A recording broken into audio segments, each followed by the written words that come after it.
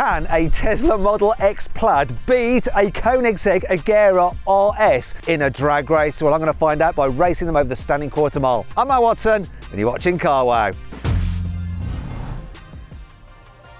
The Koenigsegg Agera RS has a 5-litre twin-turbo V8 that puts out 1,360 horsepower and 1,570 Nm of torque. That power is sent to the rear wheels only via a 7-speed dual-clutch automatic gearbox with launch control. The car weighs in at 1,395 kilograms and it costs £3.5 million. The Tesla Model X Plaid has 3 electric motors, 1 on the front axle and 2 on the rear, giving it all-wheel drive. Combined, these motors produce 1,020 horsepower and 1,420 Nm of torque. It has a single-speed transmission, but there's launch control, though the car does weigh in at 2,468 kilograms, so it's a bit bulky. It costs from just under £127,000.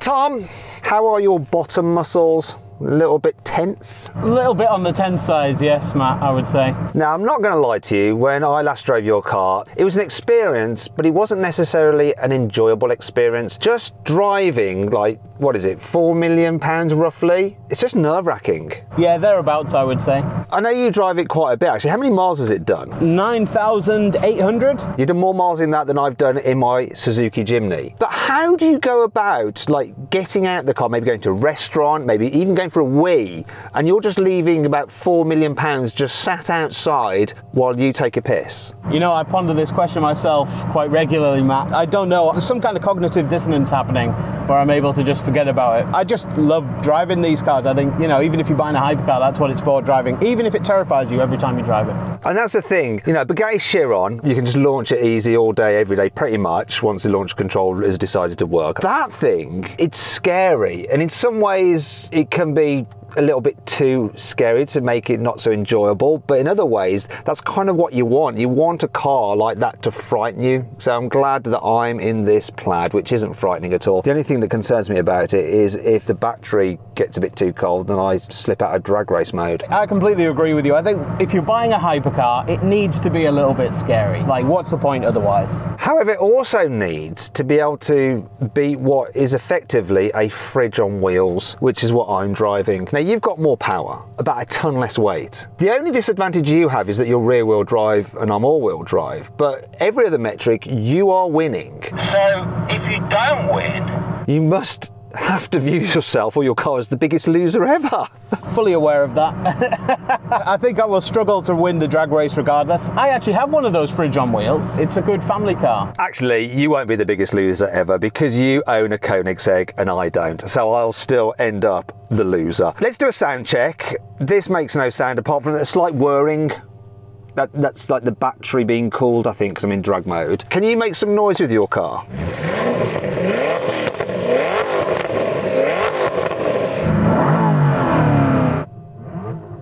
I mean, that's old school Koenigsegg, isn't it? It's just pure internal combustion engine. It sounds powerful. It sounds like it's got well over 1,000 horsepower, which it has. It really does look and sound as you imagine it should. But can it get off the line as it should as well? So let's find out. Let's do this race.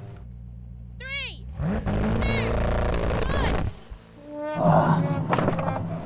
It didn't like that one, did it, Tom? I'll just run it up and down so it won't go into launch now. Bit like a BMW, it's almost like Koenigsegg have used the launch strategy from BMW, whereas it will fanny around sometimes and won't go into launch mode, and then you have to drive it up and down the runway to waste some fuel, and then it lets you have a launch again. They probably should have like followed Porsche with the launch strategy where it just does it all day, every day, no problems at all. Or Tesla. Sorry about that. It's now definitely working, and I'm going to try it in manual. 3, 2, 1. Oh, I can see him going inside us. Let's go! Oh, that gauge. Oh!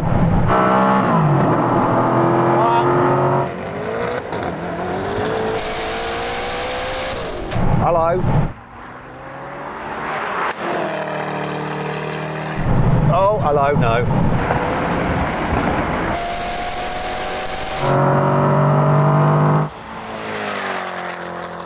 Something happened when I changed up a gear. Maybe I changed at the same time it tried to auto change. If it auto changes, why don't you just let it do it yourself? For a launch, I think it's better in manual. I think the auto change is better for like a high-speed rolling race. You can't just go full manual. There's not a button to press to go full manual. Yeah, I mean, maybe there is. I'll try that this time and see. I think if you were driving, you would win. What, you want me to drive it? Do you want to drive it? I don't know if I do. It's a bit scary, like, isn't it? Yeah. We could do one more, and then if I'm still behind, you have a go? Oh, maybe. I know you're probably saying, Matt, what are you doing? Drive the Koenigsegg, drive the Koenigsegg. It's someone else's multi-million-pound car. I just don't think my balls are big enough. And I've driven the car, so I've ticked it. See, the thing is, Tom, I think your launches are fine. So if you just sort the gearbox thing out, you know, I don't think I'm going to do any better. It's all on me. 3, 2, 1.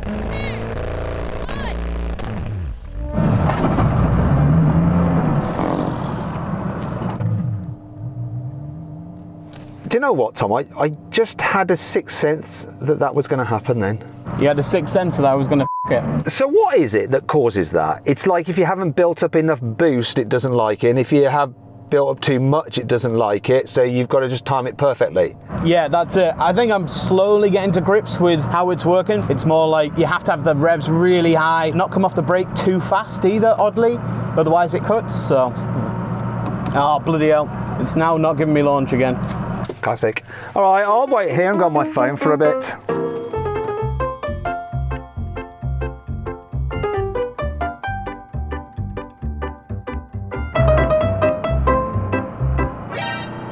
Yeah, cool. Thanks, mate.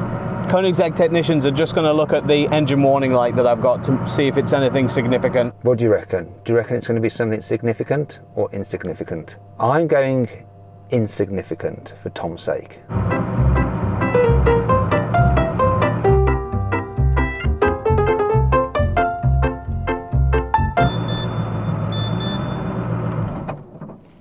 I think we're good because it's exhaust flaps. So I'll just turn it off and on again and we'll go. Are you telling me, Tom, you've got problems with your flaps? I do have problems with my flaps, mate, yeah. You and your flaps, your dodgy flaps. Dodgy, dirty, sealed, unopening flaps. 3, 2, 1. Oh, what's going on? Oh no. Oh, he's coming back! Come on!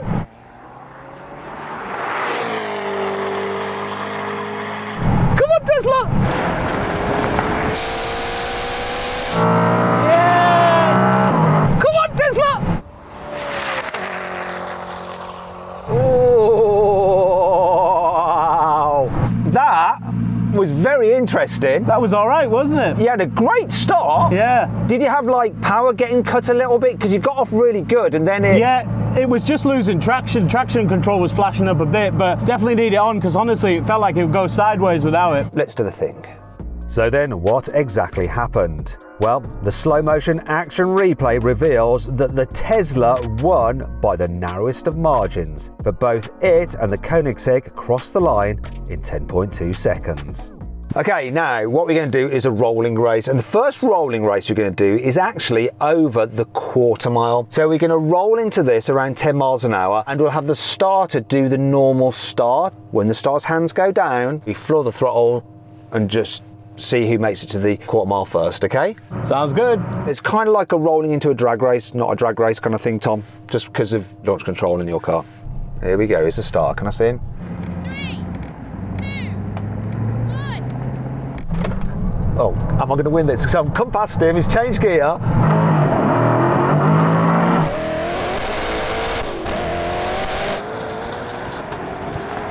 If I beat him on this, it's embarrassing.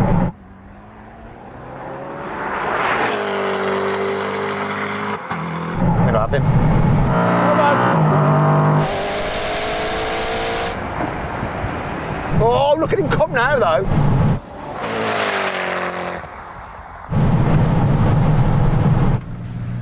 So how was that? That was all right.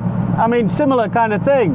I do think that you're a better drag racer, and I think if you were in this, you would have trounced me in that. It was interesting watching your car. You went off and then I came past you, and then towards the very end, this thing was gaining at quite a speed. It's just not enough room, is it, in the quarter mile? Once it's properly rolling, like past 150, it really starts ripping. So let's move on to the normal rolling races over the half mile.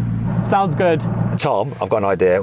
What we're going to do is a rolling race. We're going to start at About 40 miles an hour, you're calling it in. in second gear. I obviously don't have any gears. Or you can get to whatever speed you want to. Feels comfortable, right, you're nice on boost. And I've got a feeling that I might take off before you. And the game is... We're going to see what speed I'm doing when you come past me, and I'll shout it out. And you shout out what speed you're doing when you come past me. So that's the game. What speed are we both doing? I like that plan. Yes, given enough space, I will come past you. 3, 2, 1, go!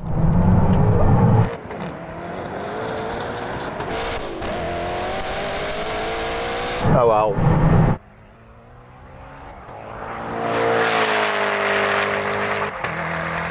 Pointless.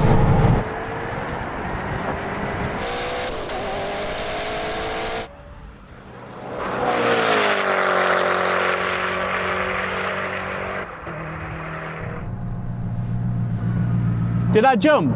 Not especially so. I wasn't expecting that. I thought I'd go past you and then maybe you'd come past. You were just ahead. Yeah, it was right on boost there in second. Oh, when it's on boost, my God, that goes. Yeah, it really does. It's pretty mental once it's on boost. Well, let's do it from third gear, from 50 miles an hour, the standard car wow test. It might not be so boosty then.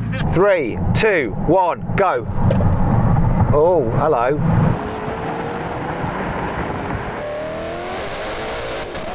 That was very different.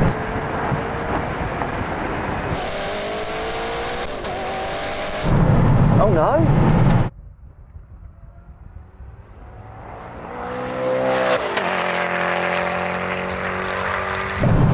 Oh no.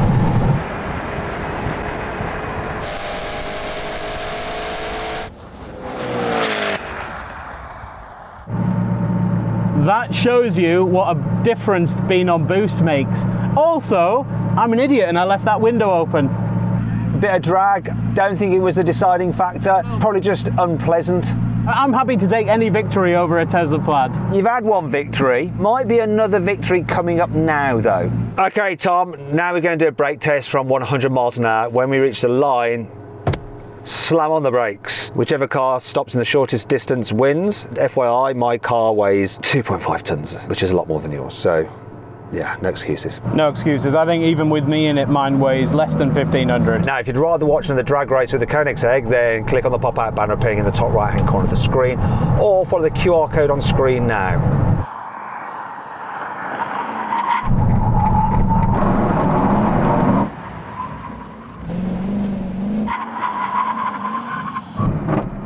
Oh! Ow, I did my back in pressing the pedal so hard. So Tom, you won. Well done. By half a car's length. May have been slightly, you know, scared on the brakes there as well. A little bit light, perhaps. Still though, you won, and that's the main thing. I absolutely smashed these brakes, and yeah, Teslas aren't known for their braking capabilities. And there you go. Listen, a huge thanks to Tom for bringing his Koenigsegg out to play with. Now, if you want to watch some other stuff with him and maybe a drag race, another drag race on his channel, check out Wambarn, okay? We've put a link in the description to this video. Go follow that. Anyway, I hope you enjoyed the video. If you did, give it a like. Let me know what you think of the Koenigsegg in the comments below. Would you have one of those or a Chiron?